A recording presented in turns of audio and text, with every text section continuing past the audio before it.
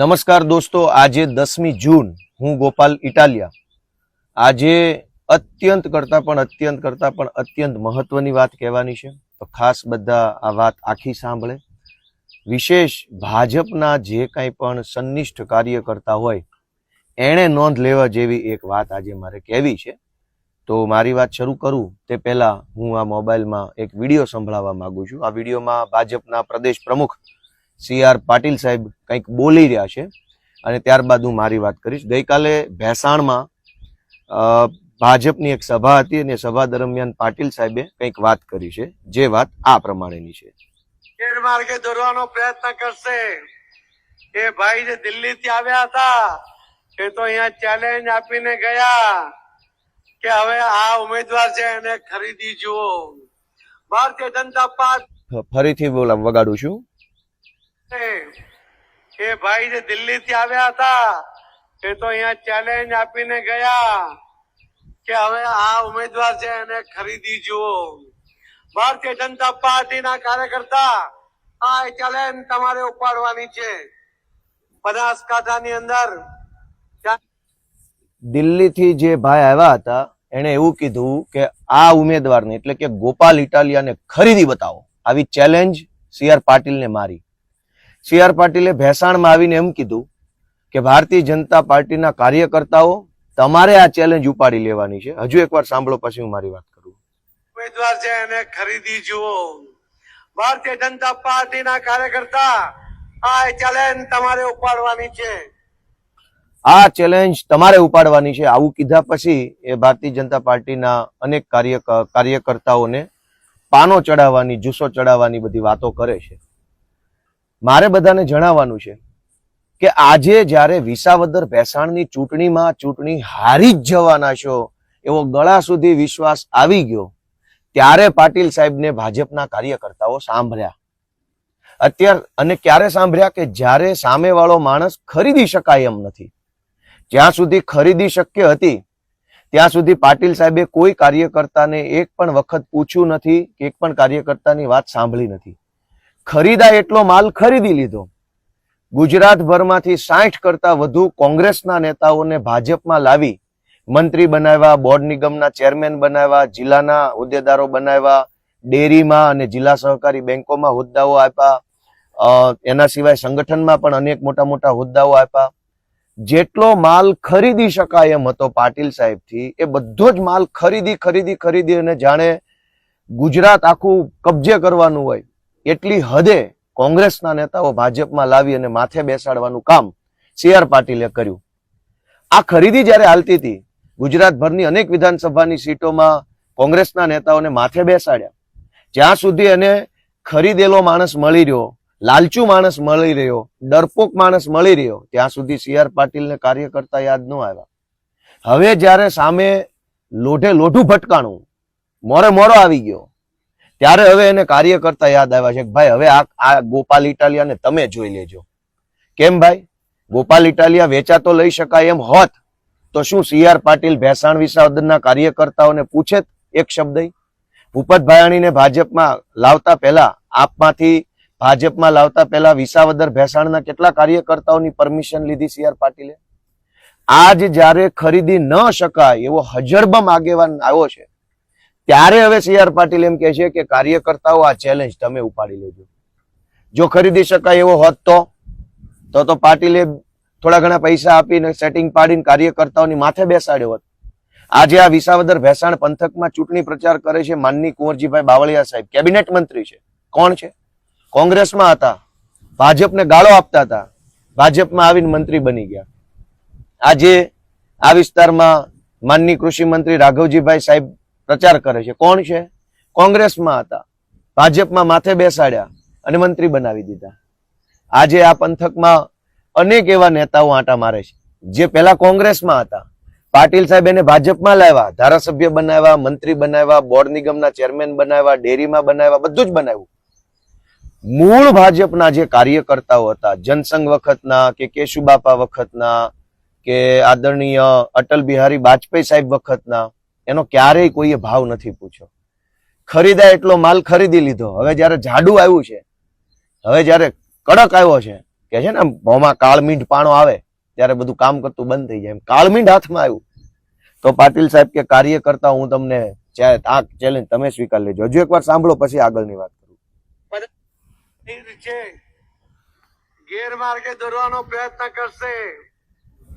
ભારતીય જનતા પાર્ટીના કાર્યકર્તા આ ચાલે તો અહીંયા ચેલેન્જ આપીને ગયા એને ખરીદી જુઓ. એ ભાઈ જે દિલ્હી થી આવ્યા હતા એ તો અહીંયા ચેલેન્જ આપીને ગયા કે ખરીદી જુઓ. ભારતીય જનતા પાર્ટીના કાર્યકર્તા આ ચેલેન્જ તમારે ઉપાડવાની છે.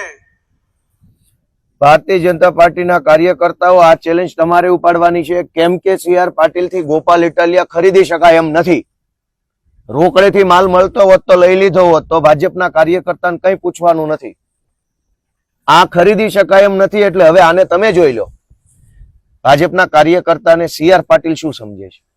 અને સી.આર. પાટીલ એકની વાત નથી, કિરીટભાઈ પટેલની વાત કરીએ. કિરીટભાઈ પટેલ 10 વર્ષથી જુનાગઢ જિલ્લા સંગઠનના અધ્યક્ષ છે.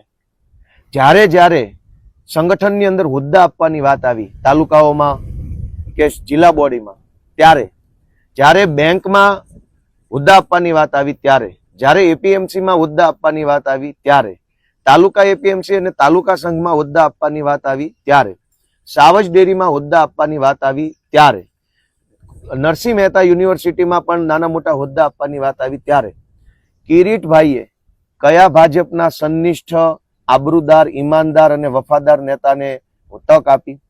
કિરીટભાઈએ પણ 10 વર્ષમાં માત્ર માથાભારે માણસોને, ગુંડાઓને, પોતાના મળતિયાઓને અને પોતાના પાગિયાઓના હગાઓને જ તક આપી છે.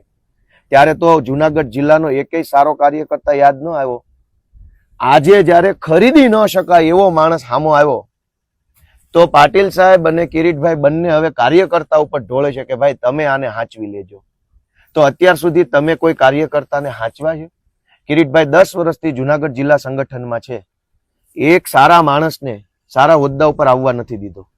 કોઈ સભ્ય માણસ, સારો માણસ, મારી જેવો વિરોધ પક્ષનો વ્યક્તિ હોય એ પણ ટીકા ન કરી શકે, એના ઉપર કોમેન્ટ ન કરી શકે એવો સારો માણસ કિરીટભાઈએ કેમ જુનાગઢમાં કોઈ પેદા ન થવા દીધો?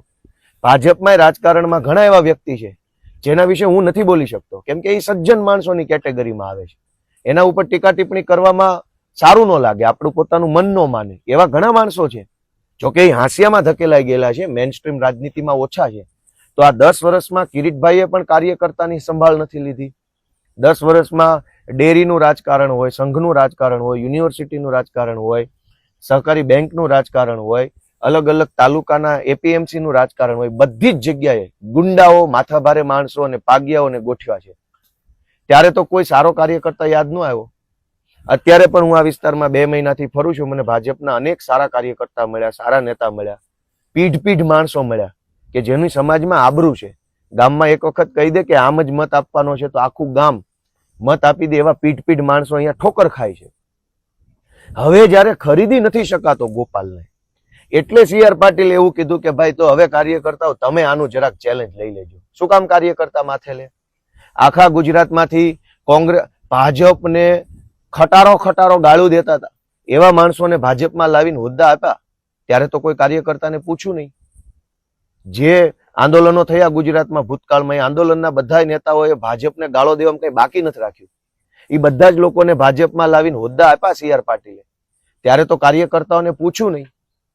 મતલબ કે મફતનો માલ મળી રહે, પૈસા દેતા માણસ મળી રહે, લાલચુ માણસ મળી રહે, ડરપોક માણસ મળી રહે, સત્તાનો લાલચુ માણસ, હોદ્દાનો લાલચુ માણસ મળી રહે, તો સી.આર. પાટીલ કોઈ કાર્યકર્તાને એક પ્રશ્ન પૂછવા નથી જતા કે એની પરમિશન લેવા નથી જતા કે હું આ આંદોલનમાં ફલાણો ભાઈ હતો, આપણને બહુ ગાળો દેતો હતો, હવે એનું ભાજપમાં લઉં કે ન લઉં, એવું પૂછવા કોઈ નથી જતું.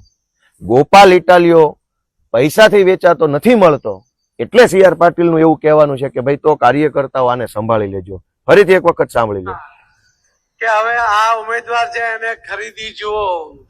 ભારતીય જનતા પાર્ટીના કાર્યકર્તા આ ચેલેન્જ તમારે ઉપાડવાની છે. આ ચેલેન્જ તમારે ઉપાડવાની છે ભાઈ, કેમ કે પાટીલથી હવે કઈ થાય એમ નથી.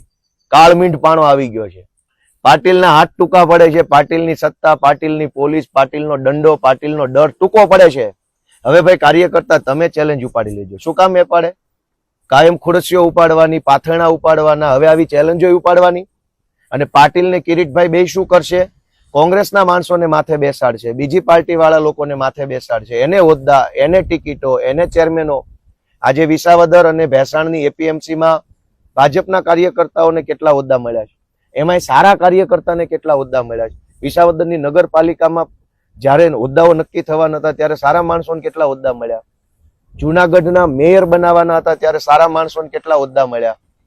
દોસ્તો, સારા કાર્યકર્તા, સારા જે કઈ સજ્જન કાર્યકર્તા હોય, પાર્ટીને વરેલા કાર્યકર્તા હોય, એને કાયમ માટે હાંસિયામાં ધકેલી દેનાર પાટીલ સાહેબ અને કિરીટ પટેલ બંનેને હવે કાર્યકર્તા યાદ આવ્યા છે. તો હવે કાર્યકર્તાએ વિચારવાનું કે આ CR પાટીલને અને કિરીટ પટેલને એવો સબક શીખવાડો કે આખી ભાજપ પાર્ટીની અંદર સુધારો આવી જાય. બંનેની આ છેલ્લી ચૂંટણી હોવી જોઈએ. CR પાટીલનો કાર્યકાળ પૂરો થાય છે અને જાતા જાતા એને ભાજપના કાર્યકર્તાનું તો વિનંતી કરું છું કે CR પાટીલે ગુજરાતમાં જે દૂષણ ફેલાવ્યું છે પક્ષ પલટાનું, ભયંકર હદે પક્ષ પલટો થયો. કેવા કેવા લોકો જેણે ભાજપને ગાળો દેવામાં કઈ બાકી નહોતું રાખ્યું, એને ભાજપમાં લાવીને મંત્રી બનાવ્યા, ધારાસભ્યો બનાવ્યા, બોર્ડ નિગમના ચેરમેન બનાવ્યા. તો હું જુનાગઢના ભાજપના સૌ કાર્યકર્તાને વિનંતી કરું છું કે આ CR પાટીલ છેલ્લી ટર્મ છે એની, આ છેલ્લી ચૂંટણી છે, આના પછી અધ્યક્ષ નહીં હોય.